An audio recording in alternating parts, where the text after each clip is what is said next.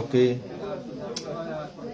নমস্কার দর্শকবৃন্দ, আমি কৃষ্ণকান্ত সিনহা, শিলচর নিউজের স্পেশাল লাইভে রাত্রিবেলা 12টা নাগাদ চলে আসলাম। আমি তো বাড়িতে থাকতে পারলাম না, ফোনের উপরে ফোন, জলের রিপোর্টটা কি সেটা অনেকেই জানতে চাইছেন, সেজন্য আসলাম আমি অন্নপূর্ণা ঘাটে।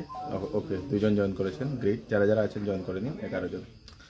তো প্রথম হচ্ছে আপনাদের সবার কাছে একটা রিকোয়েস্ট, অনেকেই আমাদেরকে ফোন করেন যে অমুক জায়গাতে বাঁধ ভেঙেছে নাকি অমুক জায়গায়, এরকম কোনো গুজবে আপনারা কান দেবেন না। অ্যাকচুয়াল রিপোর্ট আমাদের বা বিভিন্ন মিডিয়ার যে রিপোর্টগুলোতে আপনারা পেয়ে যাবেন। তো আপনারা প্রথম গুজবে কান দেবেন না, এরকম কোনো ধরনের কোনো ভাঙন এখনো খবর আমাদের কাছে আসেনি। তো প্রথম হচ্ছে এটা।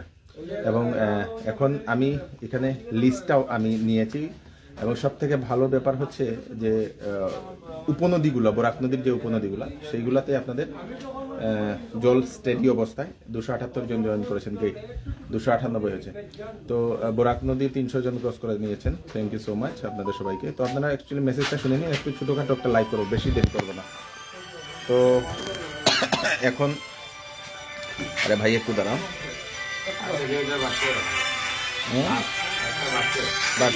স্টেডি একদম স্টেডি আই গেছে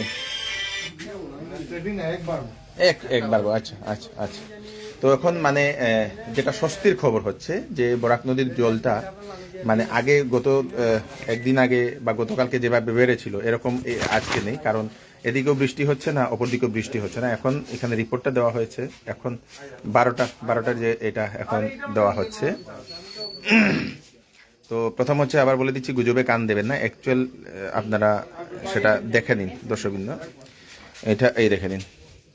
এখন হচ্ছে রাত্রিবেলা 12টা নাগাদ হচ্ছে আপনাদের 21.53। আরে বাপরে, ফোনের উপরে ফোন রে বা, একটু আমরা কাজটা করতে দাও। তো 21.53। সব থেকে ভালো ব্যাপার হচ্ছে এই দেখে নিন, বিগত 2 ঘন্টা ধরে এক করে বাড়ছে দর্শকবৃন্দ।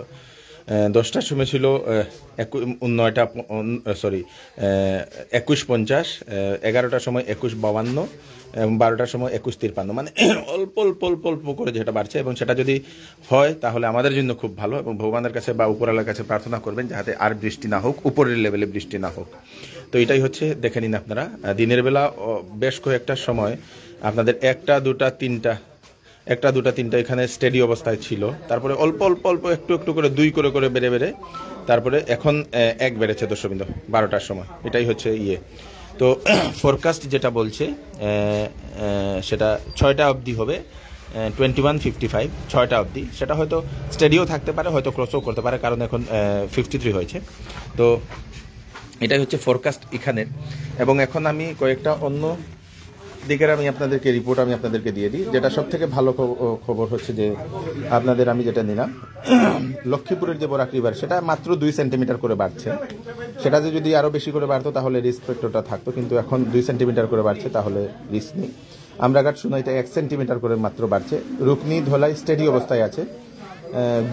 গুড়ামারা কি এটা কাটাখাল এটা স্টেডি বা 1 মিটার নিচে।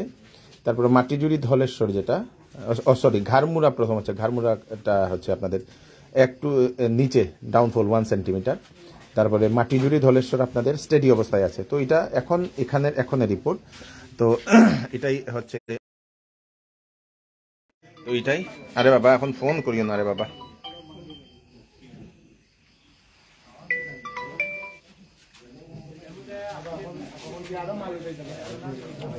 আবার বলে দিচ্ছি, আপনারা গুজবে কান দেবেন না।